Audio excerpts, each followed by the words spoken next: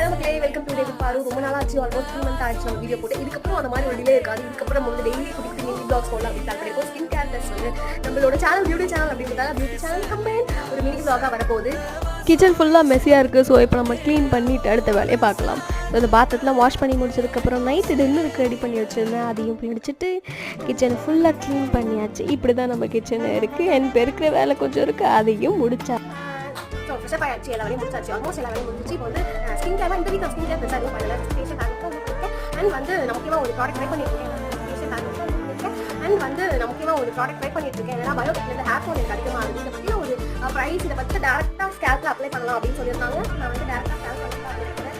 எனக்கு வந்து ஒரு 2 to 3 டைம்ஸ் வந்து அந்த அளவுக்கு அந்த குவான்டிட்டியில் நான் எடுத்து அப்ளை பண்ணுறேன். அண்ட் இதை அப்ளை பண்ணிட்டு அப்படியே நீ எந்த ஹேர் ஸ்டைல் வேணால் ஸ்டைல் பண்ணிக்கலாம் அப்படின்றது தான் வந்து இந்த பயோடெக்கோட யூசேஜ்னு சொல்லியிருக்காங்க. ஸோ நான் அதே தான் ஃபாலோ பண்ணுறேன். ஹேர் வாஷ் பண்ணணுன்ற அவசியம் இல்லை. ஸோ வந்து ஹேர் ஃபால் வந்து